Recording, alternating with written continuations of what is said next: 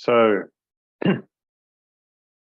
I'll be going over again some of the things we've already touched upon, but with variations again in perspectives and an added section at the end on Libra, the polar opposite of Aries, the importance of balancing the pairs of opposites through this sign, and very much needed in our conference and in the world at large today. So we see Geneva's jet d'eau, whose upright plume is a symbol of the first ray soul of Geneva and of spiritual aspiration reaching heavenward. Of course, Geneva being one of the cities of Switzerland, which we're going to also examine in this presentation. And so we, again, of course, look at the familiar picture here of the centres. London for the British Empire, New York for the Western Hemisphere, Geneva for Europe and Russia, Tokyo for the Far East, Darjeeling for India and the greater part of Asia.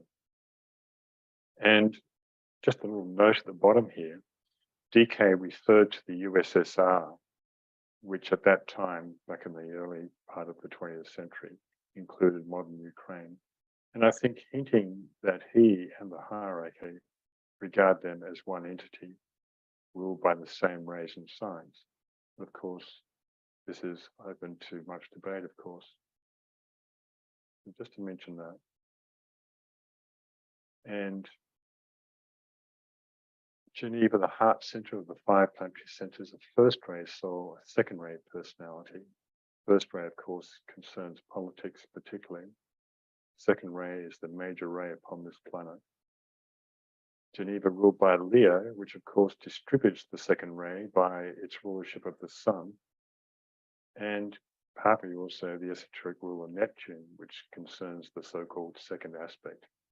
God of the waters, Geneva's jet d'eau, whose upright plume, as we said before, is the symbol of the first ray.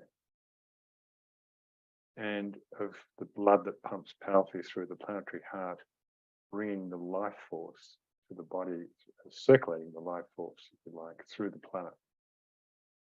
And this second ray force is urgently needed to evoke the second ray souls of Britain and USA within that triangle, or of all nations really, but particularly Britain and USA, as they are second ray souls. And to counter the panic narrative that we are all inundated by on a daily basis through our media, to move from fear-based global politics to love, wisdom, and true Aquarian sharing, the ideal of the Aquarian age. And we strive to these ideals. We haven't realized them yet, but we certainly strive in that direction.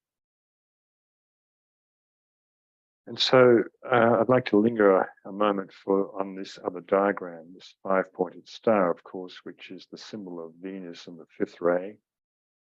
The 5th ray being the only ray that comes through Aquarius. And of course, which Venus, of course, is the highest soulful soul aspect to planet Earth. She is the sister planet to Earth. And I was looking at her last night in the sky, very, very bright, staggeringly, stunningly bright, and very inspiring to look at. And so Venus is a so-called sacred planet. The Earth has not yet reached that stage of perfection, at least outwardly. And so Geneva here is, as I said, first ray soul, second ray personality, and represents or is proposed as the second ray, as the heart center of the planet.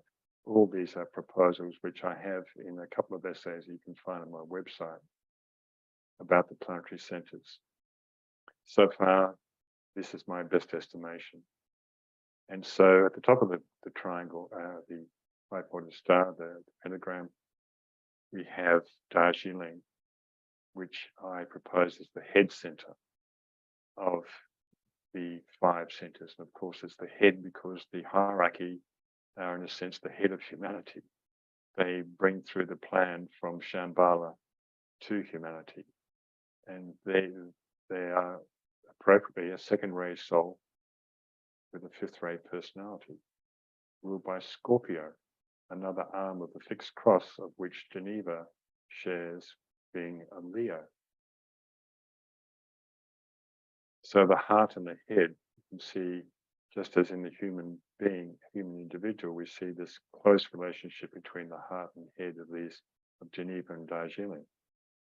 Of course, Darjeeling, or Dorje, the thunderbolt, Dorje, that name comes from, and therefore the first ray of will or power, which Pluto, the ruler of Scorpio, is the co-ruler of, along with Vulcan. Then we have London over here, and as a fifth ray soul, a seventh ray personality. The fifth ray for both Darjeeling and London relate to the fifth root race and the development of mind or manas, and also the fifth ray ruled by Venus again. And London is ruled by Gemini, which is also the soul of Britain. And Gemini is ruled by both Mercury and Venus, and they have Venus again. So Venus, who brings together the pairs of opposites upon the mental plane in Gemini and creates harmony and beauty. Synthesis, the successful dialogue of the twins. London is also a Libra personality, which I'm going to talk about later, and has combined with its Gemini energy, has a great potential for dialogue between nations and creating harmony out of conflict, as it has been in the past, of course. So we come to New York down here, one of the legs, if you like, of the pentagram, a second ray soul, third ray personality, of course, and this reflects its great diversity of arts and finance and so forth, of the Statue of Liberty that stands in that city, asking to bring me all your poor and your storm-tossed and all the rest of it, as we know that famous poem that I've just completely mangled, but and ruled by Cancer, the mother that brings all those, was it storm-tossed to her shore, the immigrants, the refugees, all of humanity to this amazing one city.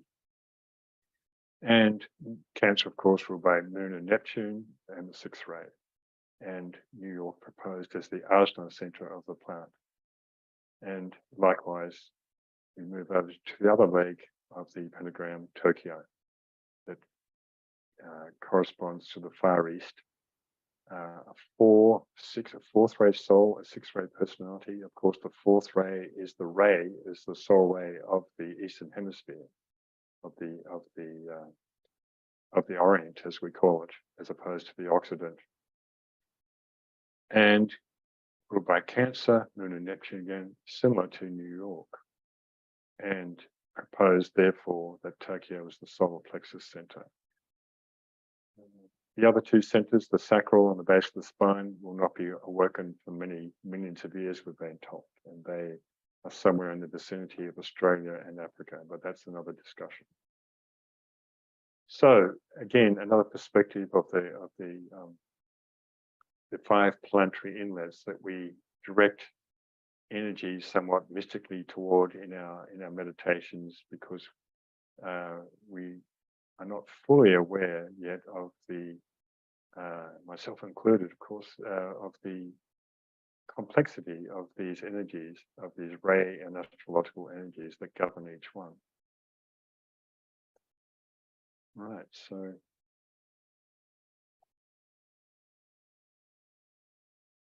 we move on again to just remind ourselves of the planetary centers, and a little bit more of a close-up here. To note also that all these five planetary centers are located in the northern hemisphere between the latitudes of 52 degrees and 27 degrees north. And Perhaps the reason for this is that the Earth is oriented to the North Pole star Polaris, and that's why the first three spiritual festivals in the Northern Hemisphere really have a impact upon the whole planet, including the Southern Hemisphere. And the seasons are somewhat the veil for the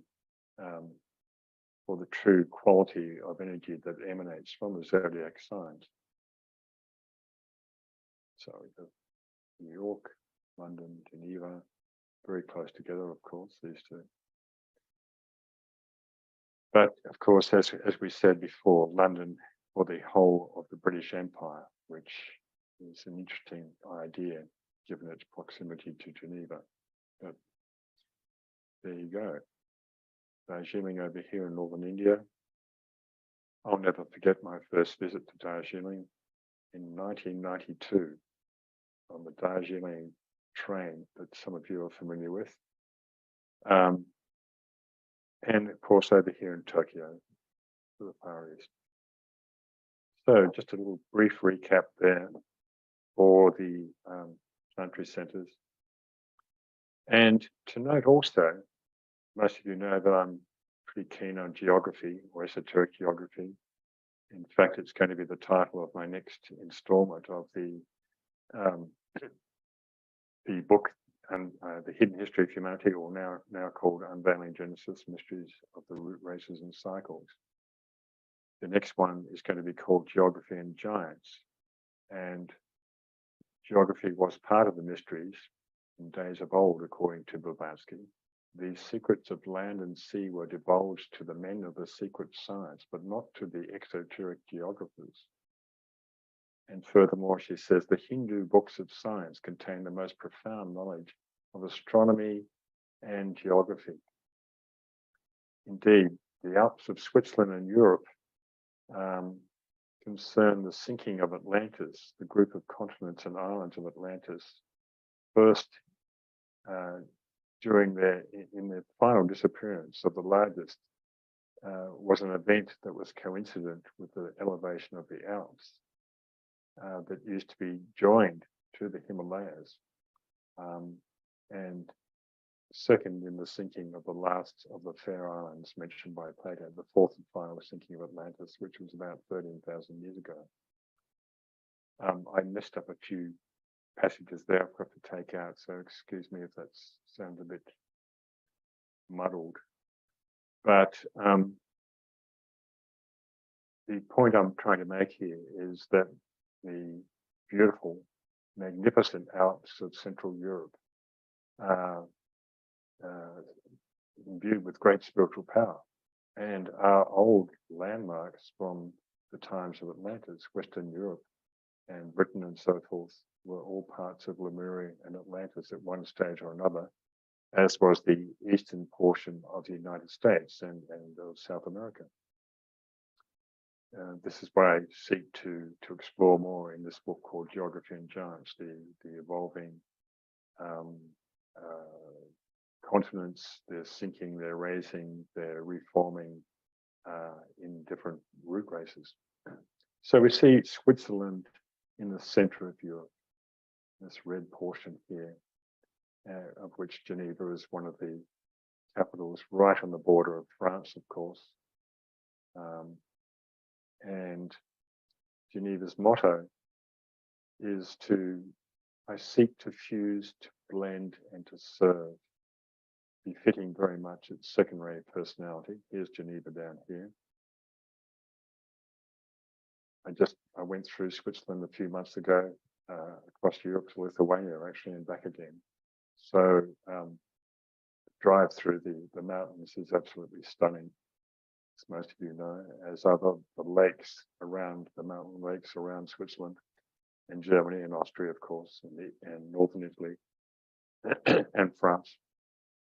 Beautiful part of the world. Here we have the center of Europe: France, Germany, Austria, Italy, Switzerland. So Geneva is ruled by Leo the Lionheart, the polar opposite of Aquarius, which is the personality sign of Switzerland. And DK tells us the force which the center of Geneva is expressing is that of the second ray of love wisdom, with its major emphasis at this time on the quality of inclusiveness. It is concerned with the binding together in brotherly love and with the expression of the nature of service. This planetary centre, which conditions the little country of Switzerland, has had a most potent effect upon that country, and a study of those effects will demonstrate future possibility for the world. Interesting statement. Geneva, Switzerland has enabled two relatively antagonistic divisions of the Christian faith to work together with a minimum of friction. It has made Geneva the origin of the Red Cross, that world activity which works impartially with and for the nationals of all countries and for the prisoners of all nations. Of course, the United Nations, one of its branches, is based in Geneva. It housed that sad though well-intentioned experiment, which was called the League of Nations, which of course led to the United Nations eventually. It is that which has protected that small country, neutrality, from the aggressive sweep of the Axis powers in World War II. So indeed, Geneva is the location of thousands of NGOs, non-government organizations, connected to the UN and so forth. It's also a very big banking sector, as are a few other Swiss cities. So this is the proposed planetary heart center. And there's a great purity in Switzerland that you feel when you're in the mountains, whenever you get elevated to some altitude.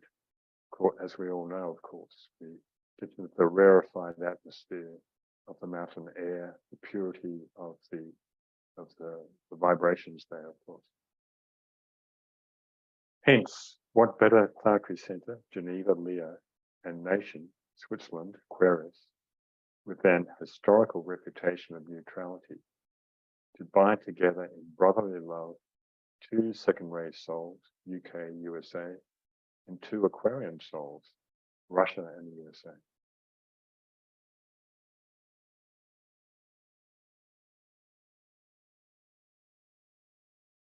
To bind together in brotherly love two second-rate souls, UK, USA, and two Aquarian souls, Russia and the USA.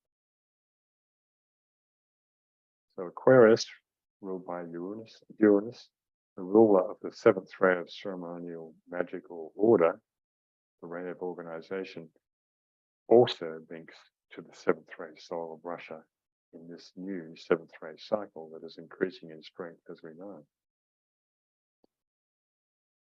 Therefore, to simmer the antagonism emanating from UK, USA, NATO war hawks, we use the very simple but potent visualization that has been in this daily meditation throughout the conference, with Geneva placed at the center. No matter what your political views are of either side of the equation, this meditation or visualization holds true.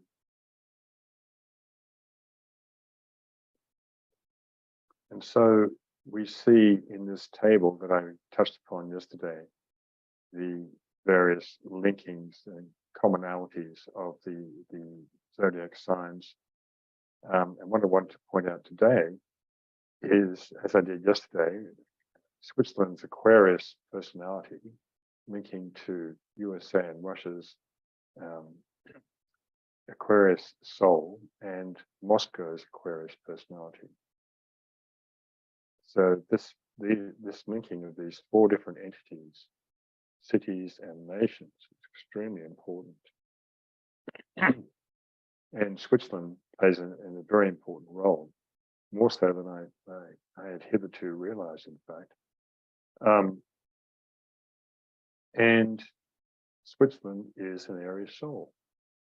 Given that Switzerland is an Aries soul, and this is an Aries full moon period, perhaps we can invoke the soul of Switzerland during this conference for new ideas to flow forth from the soul of this nation.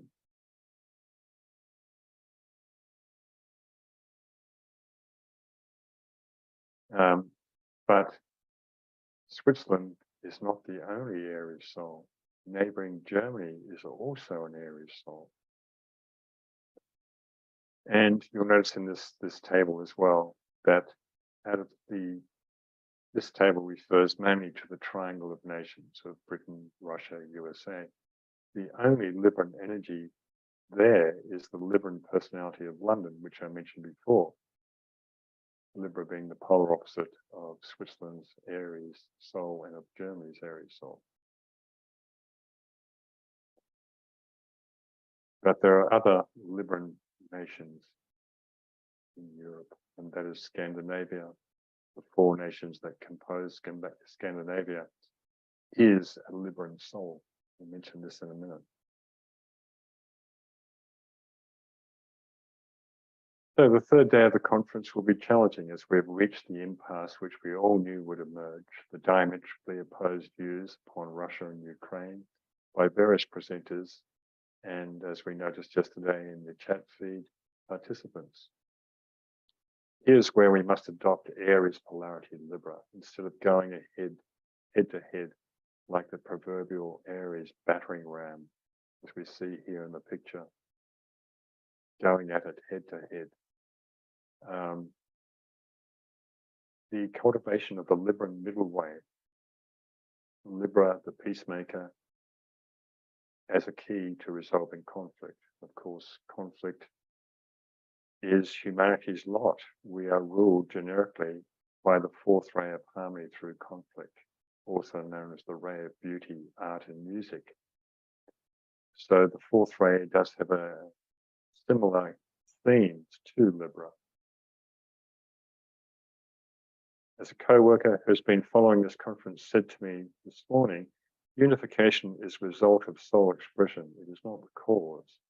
This needs to be kept in mind. The cause is always at the causal level, and one reaches the soul only after building the middle way, the way out of the maze. The middle way is the subtle soul itself, and the middle way is Libra. Libra governs the narrow razor-edge path that runs between the pairs of opposites, and if safely trodden, requires the development of a sense of values and the power to utilize rightly the balancing analytical faculty of the mind. Libra governs the balancing of the pairs of opposites upon the mental plane, and the Tibetan says can be achieved through the use of the judicial mind, that word judicial as in justice, the law.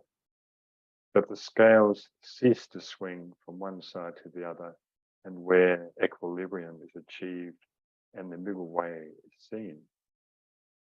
Of course, we have this great poster here of the man on the tightrope balancing head and heart, a great symbol of Libra.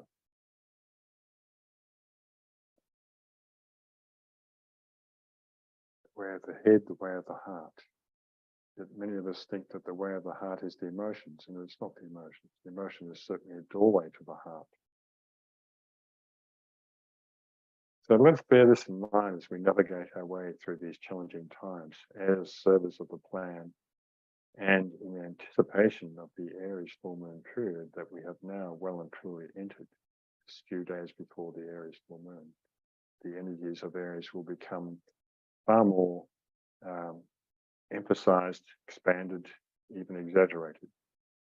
And it is very much the notion of invoking Libra to keep the peace, so to speak, to keep that balance, to keep that harmony, and navigate between these difficult pairs of opposites that we face.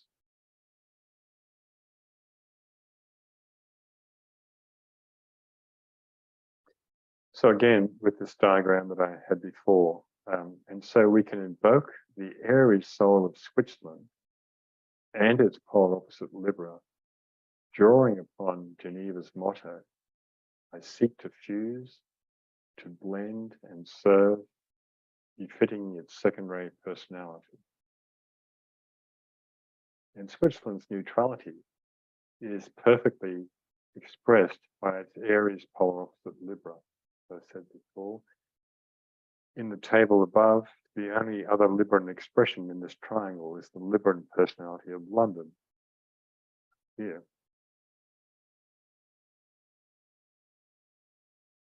And but Scandinavia is a Libran soul and the seat of the Nobel Peace Prize. Austria is the only other European nation with a Libran soul and adjoins Switzerland along with Aries soul Germany. So we have an interesting cluster of nations in Central Europe that carry this Aries Libra polarity. Germany, Aries soul, Austria, Libra soul, Switzerland, Aries soul, and so forth. There's probably some connections with France and Italy too, that we could easily make, I think, via the rays.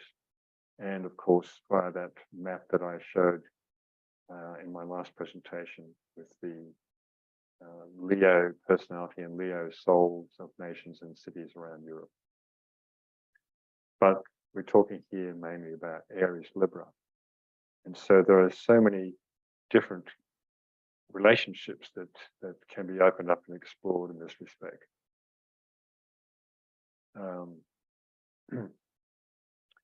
So Scandinavia, another Libran soul, the source of the Nobel Peace Prize, I think is a very interesting factor that can be invoked.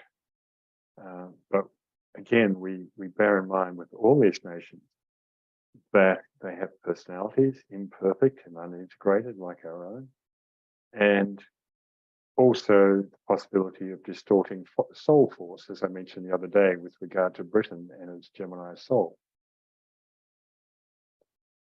So we ask the rhetorical question, can we invoke the souls of these nations to bring balance to the warring forces in Europe?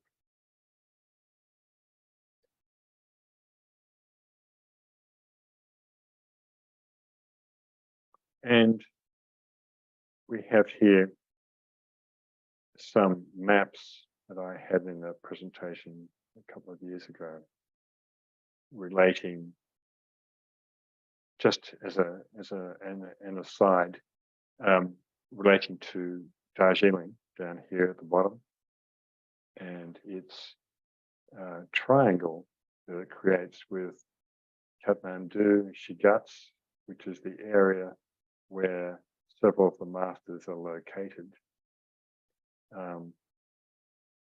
Not in an apartment on the main street, of course, somewhere hidden up in the mountains. And of course, Mount Everest, highest mountain on this planet, is in this area, as is Kanchenjunga, that can be seen from Darjeeling. A really potent area of the planet, extraordinarily high mountains, mountaineers, the Tibetans, the Nepalese, the Indians, and its connection to Shambhala. Shambhala located in the Gobi Desert, approximately in this particular area actually, because Blavatsky does give the rough coordinates of Shambhala in the Secret Doctrine. But just to note this, when we try and use the imagination, when I mentioned the direct link that Geneva has to Darjeeling, and this is what Darjeeling is connected to. The will of God, Sanakamara, and Shambhala is transmitted quite close geographically through Darjeeling and this general area of where the masters inhabit. We're told that the Christ himself does not inhabit this area, but Asia Minor, which I think is up towards some of the countries of Kyrgyzstan and places like that. You can just see it here on the edge here.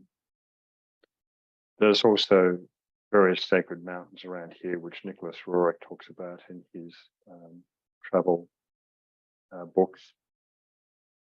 Anyway, I just thought I'd mention that. And so I open this up now to some questions, comments thus far, clarifications? We have plenty of time to explore that. I think, let me see, where are we now? So please do share. You have something to say.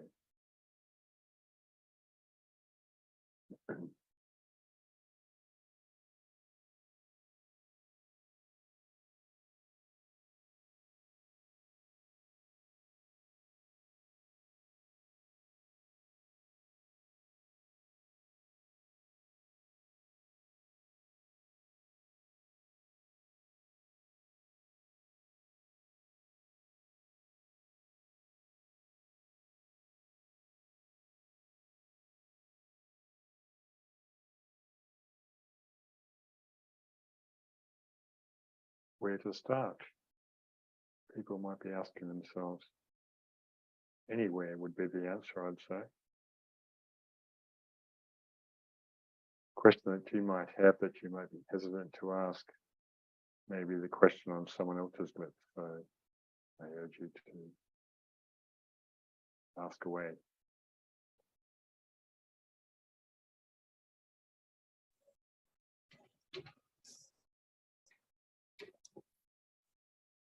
Andrew says, as you mentioned, the geographic significance, I wonder about the original geography of Pangaea. Someone, could you mute your microphone, please? We're getting some sound going through. Yeah, well, the idea of Pangaea and all the continents being joined together and then drifting apart, is that what you mean, Andrea?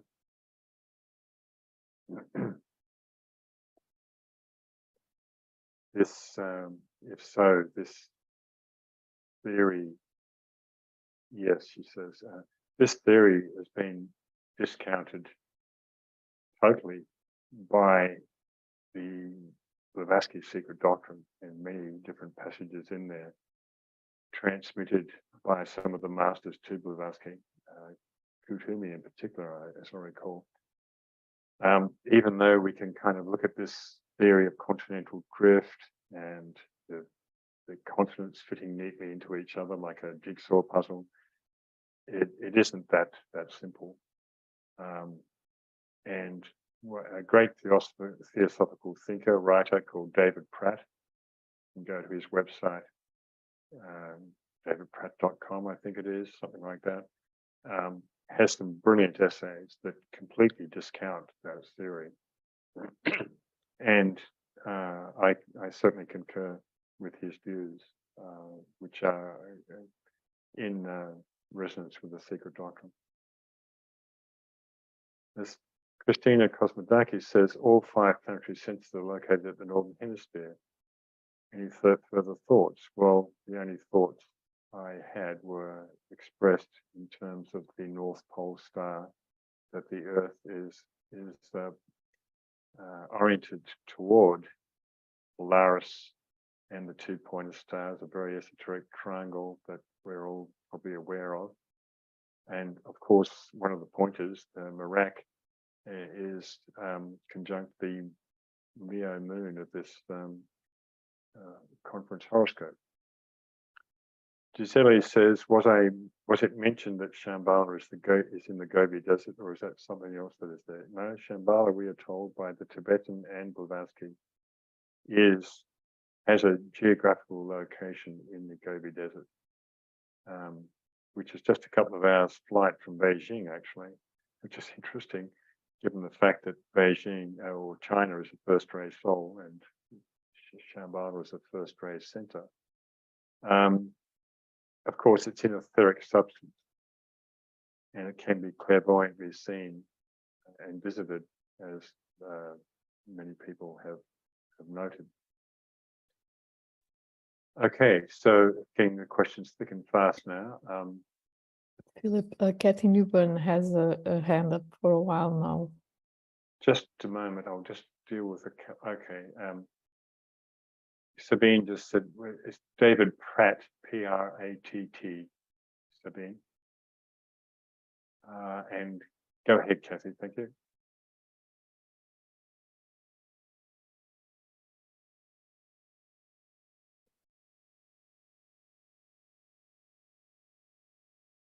We're not hearing you yet, Kathy.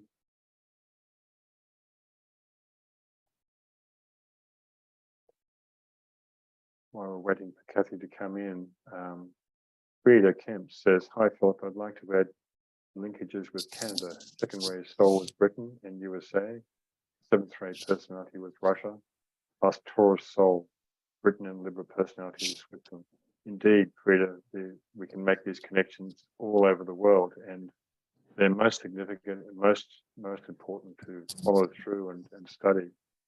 I believe, is that you that we can hear now, Kathy? Hi, yeah. Sorry, I'm on the streets of New York, so it might be a little noisy, but I just wanted to get your view. I mean, I know so much of what all the groups are doing now is preparing for the 2025 conclave. And I wondered if you could just share a few thoughts with the group on what's happening and how it relates to that august moment in planetary history. What relates to 2025, the current situation in the world, you mean?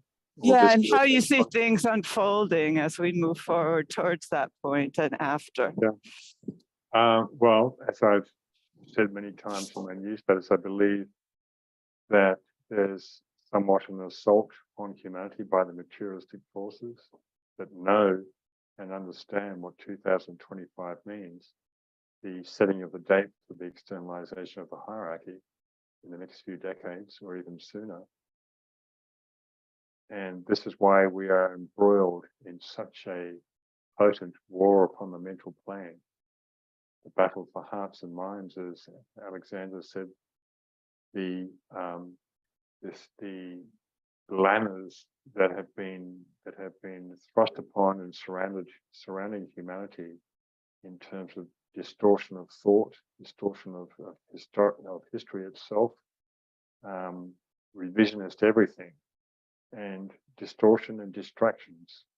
And so it's the task of the new group of world observers to really try and keep humanity on track subjectively by re-enunciating the timeless principles of human living, of the ageless wisdom. So the battle is far from finished.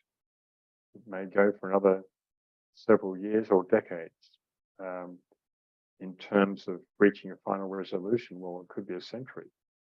We don't know, but we do know that the hierarchy watching, weighing, testing humanity, sifting humanity, if you like, and all disciples and aspirants on the path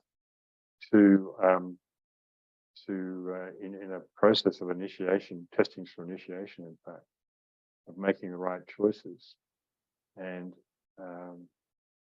this has been an intense process for the last 3 years, as we all know. So that's a short answer to that, Kathy. I'll move on to the next couple of posts here in the chat. Alexander says ancient Asia Minor is a geographic region located in the southwestern part of Asia, comprising most of present-day Turkey. Then I must have meant Asia Major. Then with all the Stan countries, the guy who visited all those areas and called them Stan something or something Stan, Afghanistan, as Kyrgyzstan, and so forth, and which is the source of many sacred rivers, the Ganges being one of them, that Blavatsky talks about as well. Antonov says, Antonio Nobilio, one of our presenters, says, in this fifth race, the Mana's fifth mind principle needs to be developed, and the physical side of the mind is the grey cortical brain in the northern part of the brain. Just a moment, I'm just scrolling through here. Then the next two inlets or left spirillas or spirali of the human kingdom will be activated in the limbic southern part of the earth. Yeah, very interesting symbolism there. Or the skull, she says, referring to the cortical brain. Did you mean there? You can talk on your microphone if you want to clarify that, Antonella.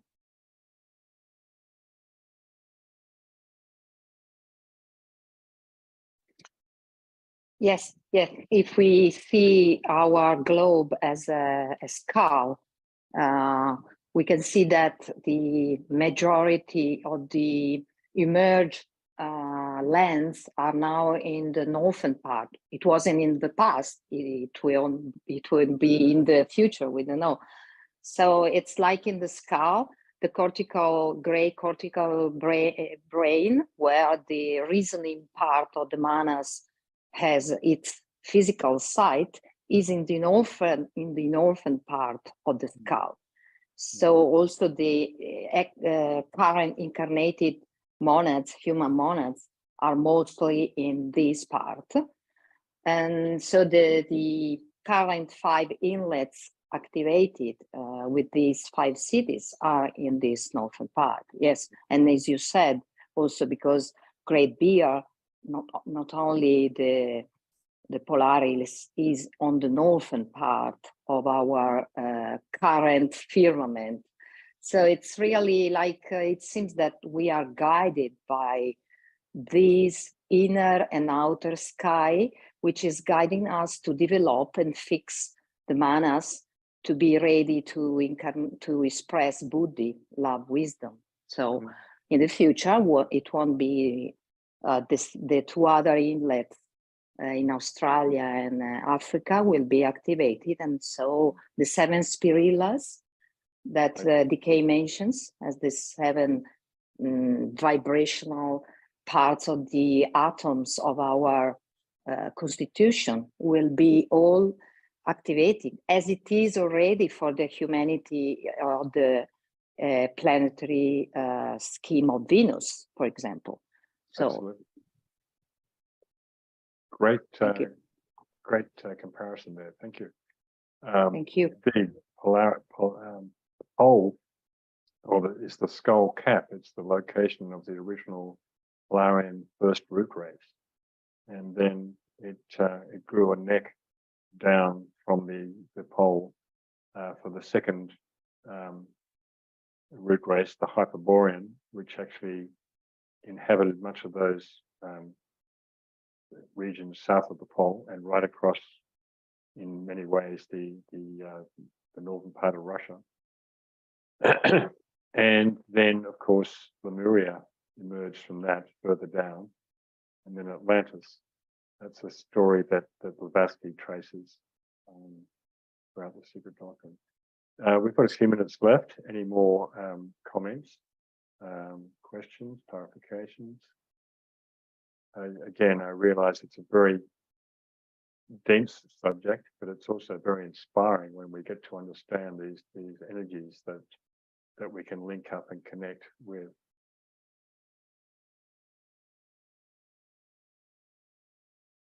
In the chat here, we have Eric saying Egyptian pyramids are not mentioned as power centers. Any thoughts?